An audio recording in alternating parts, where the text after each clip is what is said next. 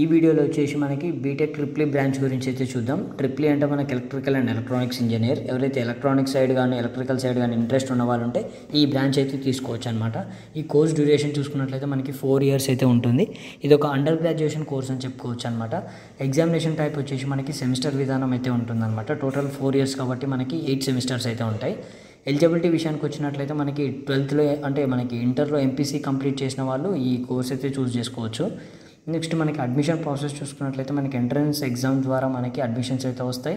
Management కోటాలో కూడా మనకి సీట్స్ అయితే లభిస్తాయి అనమాట. ఎంట్రన్స్ ఎగ్జామ్స్ వచ్చేసి మనకి AP EAMCET and TS EAMCET రాసినట్లయితే మనకి మన స్టేట్లో ఉండే యూనివర్సిటీస్ కావచ్చు, ప్రైవేట్ కాలేజ్లో అయితే సీట్స్ అయితే వస్తాయి. ఎవరైతే జేఈ మెయిన్స్ రాసినట్లయితే మనకి ఎన్ఐటీస్లో అయితే సీట్స్ అయితే లభిస్తాయి అనమాట. ఎవరైతే జేఈ అడ్వాన్స్ క్వాలిఫై అయినట్లయితే వాళ్ళకు కూడా మనకి ఐఐటీస్లో అయితే మనకి సీట్స్ అయితే వస్తాయి. ఈ కోర్స్ యావరేజ్ ఫీజు చూసుకున్నట్లయితే మనకి 3 నుంచి మనకి 4 lakhs వరకు అయితే ఉంటుంది. అండ్ మనకి సబ్జెక్ట్స్ అయితే డీటెయిల్గా చూద్దాం. నెక్స్ట్ వచ్చేసి మనకి సెమ్ వైజ్ సబ్జెక్ట్స్ అయితే చూద్దాం. సెమిస్టర్ 1లో చూసినట్లయితే మనకి మ్యాథమెటిక్స్ 1 ఉంటుంది, chemistry, basic electrical engineering workshop, engineering chemistry labs ఉంటాయి, English language and communication skills lab ఉంటుంది, basic electrical engineering lab. Next మనకి సెమిస్టర్ 2లో చూసినట్లయితే మనకి mathematics 2, applied physics, programming for problem solving, engineering graphics. Next వచ్చేసి మనకి labs అంటే applied physics lab, programming for problem solving lab, environmental science. Second ఇయర్లో first time చూసుకున్నట్లయితే మనకి ఇంజనీరింగ్ మెకానిక్స్ ఉంటుంది, electrical circuit analysis, analog electronics, electrical machines 1, electromagnetic fields, electrical machines lab అయితే ఉంటుంది, analogue electronics lab, electrical circuit lab, gender sensitisation lab అయితే ఉంటుంది. మనకి second ఇయర్లో సెకండ్ సెమ్ చూసుకున్నట్లయితే మనకి Laplace transforms, numerical methods and complex variables ఉంటుంది, electrical machines 2 అయితే ఉంటుంది, digital electronics, control systems, power system 1 ఉంటుంది, డిజిటల్ ఎలక్ట్రానిక్స్ ల్యాబ్ అయితే ఉంటుంది, ఎలక్ట్రికల్ మిషన్స్ ల్యాబ్ 2 ఉంటుంది, control system lab, constitution of India theory అయితే ఉంటుంది. నెక్స్ట్ మనకి థర్డ్ ఇయర్లో ఫస్ట్ సెమ్ చూసుకున్నట్లయితే మనకి పవర్ ఎలక్ట్రానిక్స్ ఉంటుంది, పవర్ సిస్టమ్ 2 ఉంటుంది, measurements and instrumentation, professional elective subjects కూడా ఉంటాయి అనమాట. ప్రొఫెషనల్ ఎలెక్టివ్ 1 వచ్చేసి మనకి దీంట్లో 3 subjects ఉంటాయి, ఏదైనా ఒకటి చూస్ చేసుకోవచ్చు. కంప్యూటర్ ఆర్కిటెక్చర్ ఉంటుంది, high voltage engineering, electrical machine designs. ఈ 3 మనకి ఏదైనా ఒకటి చూస్ చేసుకోవచ్చు. నెక్స్ట్ వచ్చేసి మనకి business economics and financial analysis, power system simulation lab అయితే ఉంటుంది, power electronics lab, measurements and instrumentation lab కూడా ఉంటుంది, advanced communication skills lab, intellectual property rights theory అయితే ఉంటుంది. థర్డ్ ఇయర్లో సెకండ్ సెమిస్టర్లో చూసుకున్నట్లయితే మనకి ఓపెన్ ఎలెక్టివ్ 1, ప్రొఫెషనల్ ఎలెక్టివ్ 2లో వచ్చేసి మనకి optimisation techniques, power semiconductor drives, wind and solar energy systems. ఈ 3 మనకి ఏదైనా ఒకటి సెలెక్ట్ అయితే చేసుకోవచ్చు.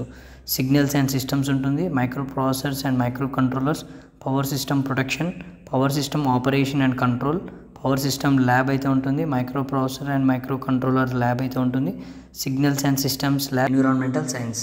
నెక్స్ట్ మనకి 4th ఇయర్లో ఫస్ట్ సెమిస్టర్ చూసుకున్నట్లయితే మనకి ఓపెన్ ఎలెక్టివ్ 2 అయితే ఉంటుందన్నమాట.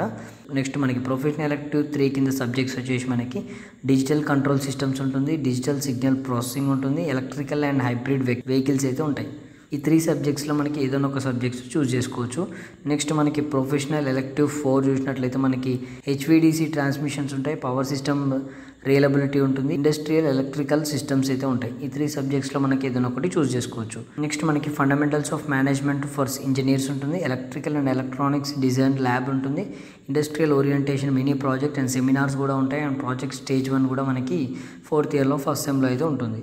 నెక్స్ట్ మనకి 4th ఇయర్లో సెకండ్ సెమిస్టర్ చూసినట్లయితే మనకి ఓపెన్ ఎలెక్టివ్ 3 అయితే ఉంటుంది, ప్రొఫెషనల్ ఎలెక్టివ్ 5 వచ్చేసి మనకి power quality and facts, control system design అయితే ఉంటుంది, AI techniques in electrical engineering ఉంటుంది, ప్రొఫెషనల్ ఎలెక్టివ్ 6 వచ్చేసి మనకి smart grid technologies, electrical distribution systems, advanced control of electric drives అయితే ఉంటుంది, ప్రాజెక్ట్ స్టేజ్ 2 అయితే మనకి దీంట్లో అయితే ఉంటుంది. ఇది కంప్లీట్లీ మనకి టోటల్గా మనకి 8 semester యొక్క సబ్జెక్ట్స్ అనమాట.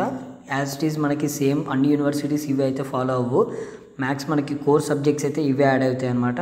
నెక్స్ట్ హైయర్ ఎడ్యుకేషన్ చూసినట్లయితే మనకి ఎంటెక్ కానీ ఎంఎస్ కానీ అయితే చేయొచ్చు. ఎవరైతే గేట్ ఎగ్జామ్ రాసినట్లయితే మనకి ఐఐటీస్లో అండ్ ఎన్ఐటీస్లో అయితే ఎంటెక్ అయితే చేసుకోవచ్చు. ఇంకా మన పిహెచ్డీ కూడా చేయొచ్చు అనమాట, ఎవరైతే UGC net రాసినట్లయితే.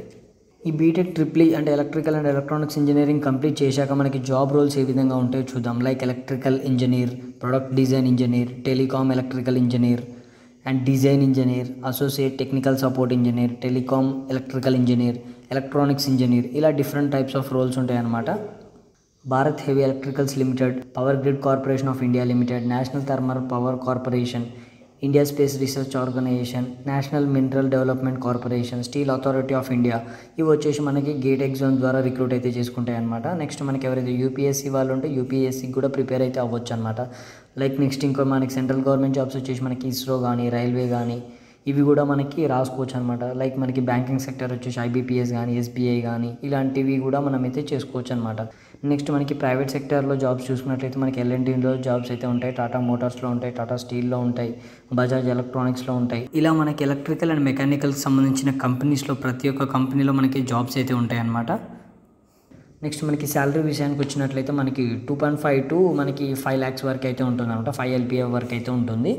Okay, thank you friends. ఈ వీడియో కనుక మీకు నచ్చినట్లయితే తప్పకుండా మా వీడియోని అయితే లైక్ చేయండి, మా వీడియోస్ని షేర్ చేయండి మీ ఫ్రెండ్స్, మీ రిలేటివ్స్కి. మా ఛానల్ అయితే తప్పకుండా సబ్స్క్రైబ్ అయితే చేసుకోండి.